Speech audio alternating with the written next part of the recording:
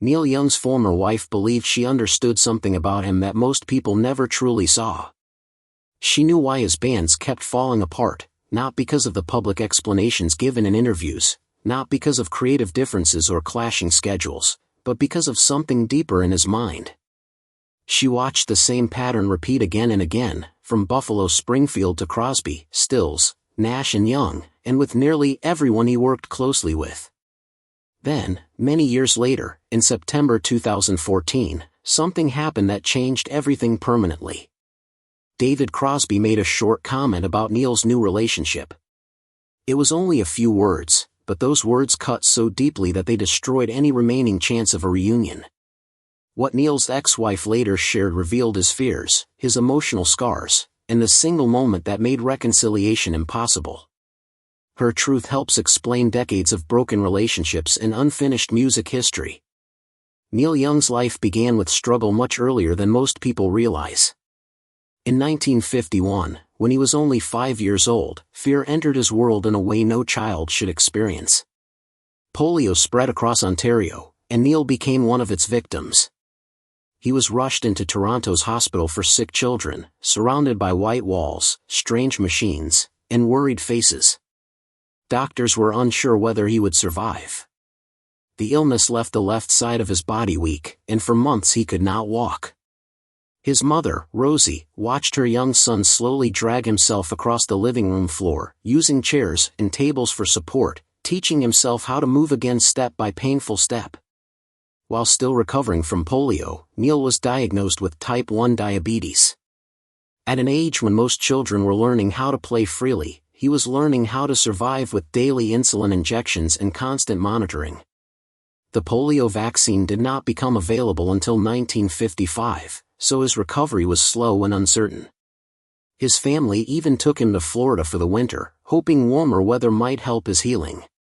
Eventually, he stood again, but the slight limp never fully left him. That limp became part of who he was, just as his fragile, high voice would later become part of rock music history. Those early years of illness stayed buried inside him and later surfaced in songs filled with vulnerability and longing, especially in music like Helpless, where survival and loneliness quietly echo. As Neil grew older, life did not become easier. By 1960, when he was 14, his family life began to fall apart. His father, Scott Young, a respected journalist, had been unfaithful multiple times. His mother finally decided she could no longer stay in the marriage and filed for divorce. The family split in two, painfully and suddenly. Neil moved with his mother to Winnipeg, while his older brother Bob stayed in Toronto with their father. The move felt like being torn out of everything familiar. Winnipeg's working-class neighborhood of Fort Rouge felt cold and unfamiliar compared to the life he had known. The emotional damage from the divorce mixed with the lingering trauma of his childhood illnesses. Together, they shaped a teenager who felt unsteady inside, unsure of safety or permanence. That sense of instability would later fuel his restless personality and his need to keep moving, even when success finally arrived. School became his escape. At Earl Grey Junior High in Winnipeg, Neil met a friend named Ken Coblin, who shared his love for music. Together, they formed a small band called the Jades. They practiced wherever they could, in garages and school halls, filling those empty spaces with early attempts at rock and roll. Music became Neil's way of expressing emotions he could not put into words. Over time, the Jades evolved into a new band called the Squires. In 1963, they recorded a single titled The Sultan. Fewer than 300 copies were pressed, making it a rare piece of Canadian rock history later on. These early steps were modest, but they gave Neil a sense of purpose. Music was no longer just an escape. It became his way to survive emotionally. By his late teens, that drive pulled him away from home entirely. He played folk gigs in Toronto coffeehouses, searching for opportunity and recognition. In April 1966, at just 20 years old, Neil arrived in Los Angeles after a long journey in a hearse, carrying only $100. Before reaching LA, he had been part of a band called the Mina Birds, but everything collapsed when the lead singer, Rick James, was arrested for being absent without leave from the U.S. Navy. With the band finished, Neil and bassist Bruce Palmer decided to leave Toronto and head west without a clear plan. On April 6, 1966, while sitting in traffic on Sunset Boulevard, fate intervened. Stephen Stills and Richie Furay spotted the Canadian license plates on Neil's hearse and pulled over. That brief roadside meeting changed Neil's life forever. Within days, Buffalo Springfield was formed. The band moved fast, almost too fast. Buffalo Springfield officially formed in May 1966 and released their first album by December of the same year. Their music blended folk, country, British rock, and psychedelic sounds, fitting perfectly into Los Angeles's growing counterculture scene. Their song For What It's Worth became a massive hit, selling over 1 million copies in the United States. They played famous venues, appeared on television, and quickly gained national attention. Their second album followed in November 1967. But the speed of their success brought intense pressure. Neil began disappearing from rehearsals and performances as early as 1967. Behind the scenes, anxiety was taking over. He later admitted that everything happened too quickly and that he was not emotionally prepared for fame. His epilepsy made life even more unpredictable. He feared having seizures on stage and worried his girlfriend, Robin Lane, might one day see him collapse and leave him. People close to him remembered how his hands would shake as he stood at the microphone, his voice sounding fragile and strained. Between 1966 and 1968, Neil left Buffalo Springfield multiple times, only to return and leave again. Each disappearance left the band confused and unstable. In January 1967, he walked out just before they were scheduled to appear on The Tonight Show. He returned, then vanished again months later. The band never knew whether he would show up or disappear without warning. The breaking point came around the Monterey Pop Festival in June 1967. While nearly every major artist of the era performed, Neil refused to participate, calling the festival too commercial and belittling. The band's final show took place on May 5, 1968, at the Long Beach Arena. Shortly after, Bruce Palmer was deported due to drug charges, sealing the band's end. Buffalo Springfield's life was short but deeply influential, and Neil's emotional struggles played a central role in its collapse. As the band faded, Neil's personal life shifted quickly. In December 1968, he married Susan Acevedo, a dancer and artist connected to the Topanga Canyon creative scene. She introduced him to new artists and influenced his early image. She even sewed the patches on his jeans for the After the Gold Rush album cover using her own hair. Their marriage lasted less than 2 years. Fame, emotional distance, and Neil's habit of running from problems pushed them apart. After their divorce, he began a relationship with actress Carrie Snodgrass in 1970. She stepped away from a promising Hollywood career to be with him. Their son Zeke was born in 1972 with mild cerebral palsy. Carrie devoted herself to caring for him while Neil continued moving in and out of their lives. By 1975, Neil told her he needed to leave. She later described long periods where he disappeared entirely, leaving her and their son uncertain and alone. In 1983, she sued him for child support. The legal battle highlighted the emotional and physical distance between them. Their relationship never healed, and Carrie passed away in 2004, still estranged from Neil. After Buffalo Springfield ended, Stephen Stills searched for something new. He connected with David Crosby, who had been removed from the Byrds, and Graham Nash, who had left the Hollies. When the three sang together for the first time, their harmonies felt magical. That chemistry led to their debut album in 1969. When it came time to tour, they wanted a fourth member to strengthen their sound. Stills suggested Neil Young. Nash hesitated, knowing Neil's reputation for unpredictability. Neil agreed to join, but only if his solo career remained untouched. From the beginning, he stood with one foot out the door. Their first major performance together was at Woodstock in August 1969. Despite the historic moment, Neil refused to be filmed.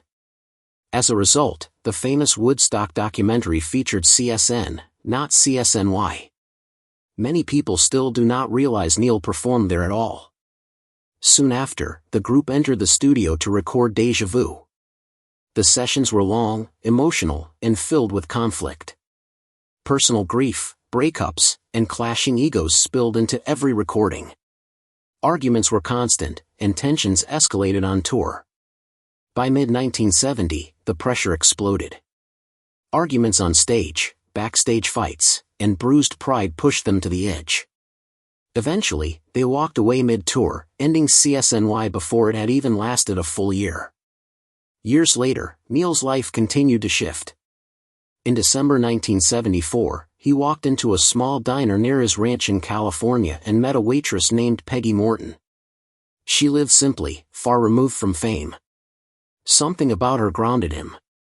That first meeting later inspired his song Unknown Legend, capturing a rare moment of calm in a life defined by motion, fear, and escape. Their first meeting slowly turned into a quiet bond that grew stronger with time and eventually lasted for decades. For years after getting to know each other, Neil married Peggy on August 2, 1978, at his home on Malibu Beach. The wedding was small and private, reflecting the calmer and more grounded life Neil hoped to build with her. Peggy was not part of the music industry and never chased fame or attention. She stayed away from the spotlight, and her steady, practical nature helped Neil find a kind of balance he had never experienced before. Their life together soon became even more meaningful when they started a family. In 1978, they welcomed their son Ben, and in 1984, their daughter Amber Jean was born. Ben was diagnosed with severe cerebral palsy. He was quadriplegic and nonverbal, requiring constant care. At the same time, Neil shared custody of Zeke, his son from a previous relationship, who also had cerebral palsy. With 3 children facing serious challenges, Peggy became the emotional core of the household. She carried much of the physical and emotional responsibility with quiet strength. Through her, Neil began to see a purpose that went far beyond music, fame, or success. These challenges pushed Neil and Peggy towards something bigger than themselves. In 1986, they realized that there were no schools properly equipped to meet Ben's needs. Instead of accepting that reality, they decided to change it. They organized the first Bridge School benefit concert, inviting major artists such as Bruce Springsteen, Tom Petty, and Don Henley to perform and raise funds. The Bridge School opened in 1987 and quickly became a leader in supporting children with severe physical and communication challenges. What began as a response to personal pain turned into a lasting gift for families around the world, and it became one of the most meaningful achievements of Neil and Peggy's life together. Years earlier, in May 1973, the members of Crosby, Stills, Nash, and Young came together again at Neil's ranch, hoping the worst was finally behind them. The idea was simple. They wanted to spend time together, write songs, and work on an album called Human Highway in a relaxed setting filled with sunlight and ocean air. The sessions even moved to Hawaii, where they rehearsed on David Crosby's boat. For a brief moment, it felt like the old magic was returning. Songs such as Human Highway and Maui Mama took shape, and there was a shared feeling that something special could still happen. But familiar problems soon returned. Small disagreements turned into larger arguments, and before long, the same old tensions filled the room again. The creative momentum faded, and what once felt promising turned into another unfinished dream. Some of the songs survived in pieces and appeared in live performances, but the album itself never came together and would not exist as a complete release for decades. In 1974, they tried once more during what later became known as the Doom Tour. From the outside, it looked glamorous. There were massive stadiums, roaring crowds, private jets, luxury hotels, and wild backstage scenes. Inside the group, however, something dark continued to grow. One night, a disagreement over a harmony part on Stephen Stills' song Guardian Angel escalated badly. Crosby disliked the harmony Stills wanted, and Nash watched as the tension rose. Suddenly, Stills snapped, grabbed a razor blade, and slashed the master tape of Nash's song Wind on the Water. He later brushed it off as a joke, but the damage cut deeply. They finished the tour because the money pushed them forward, but they walked away more divided than ever.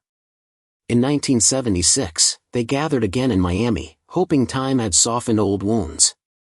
At first, there was optimism. But when Crosby and Nash left to finish their own duo album, Stills and Young reacted harshly.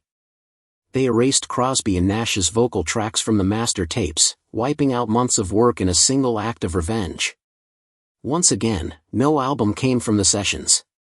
Years later, Neil explained that he never left bands because of hate. He said he walked away when the music stopped feeling alive.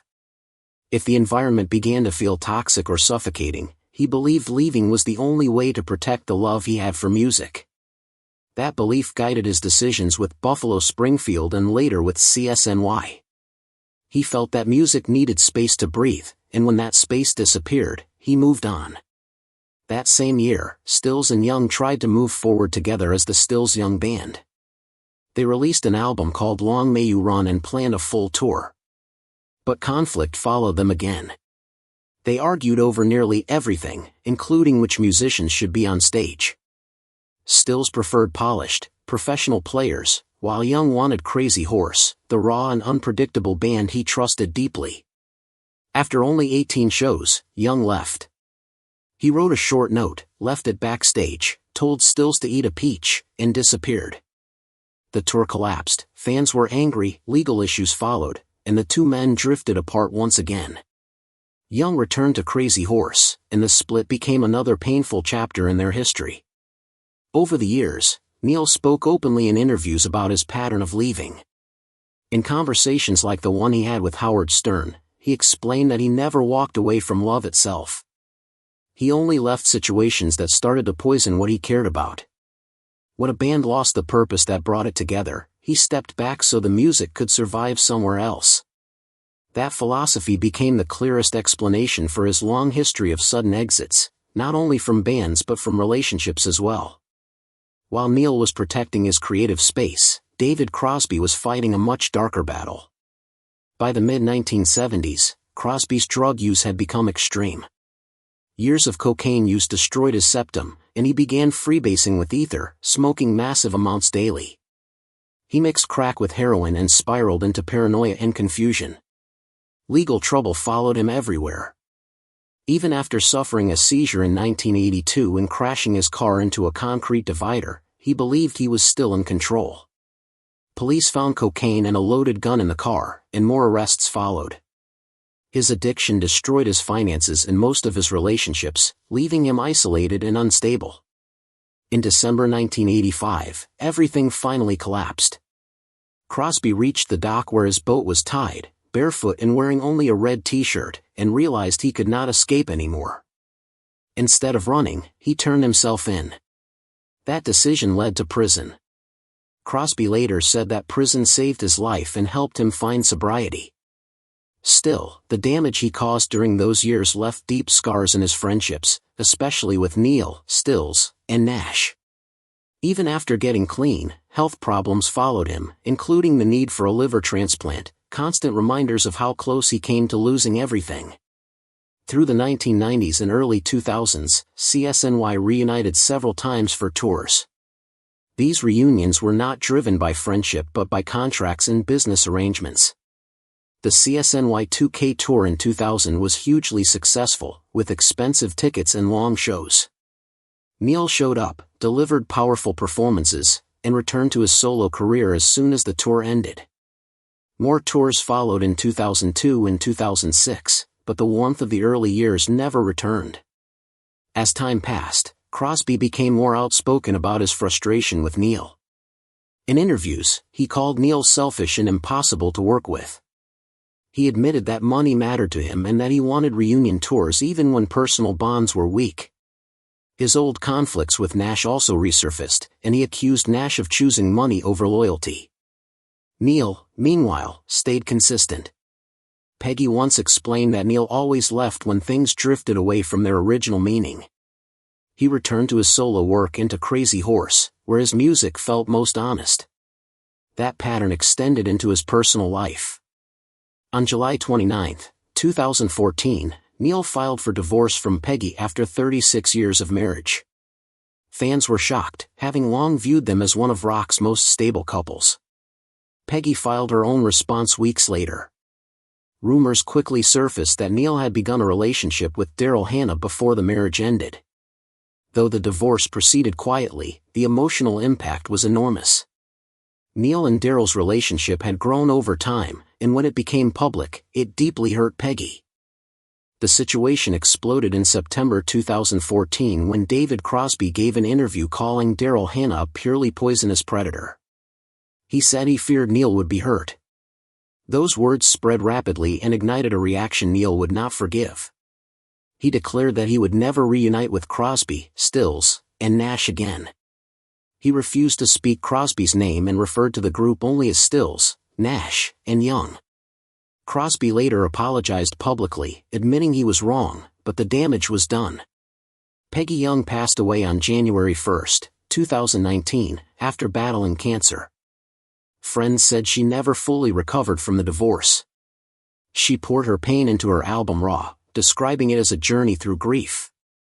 David Crosby died on January 18, 2023, at age 81. He later admitted his biggest regret was the comment about Daryl Hannah, knowing it ended any chance of a reunion. Graham Nash finally confirmed in 2016 that CSN was finished forever. Neil Young married Daryl Hannah in 2018 and continued living by the same principles that guided his entire life. Those closest to him say his legacy is simple. He always walked away when love and purpose faded, choosing honesty over comfort. That instinct shaped every break, reunion, and goodbye, and ultimately defined the rise and fall of one of rock music's greatest stories.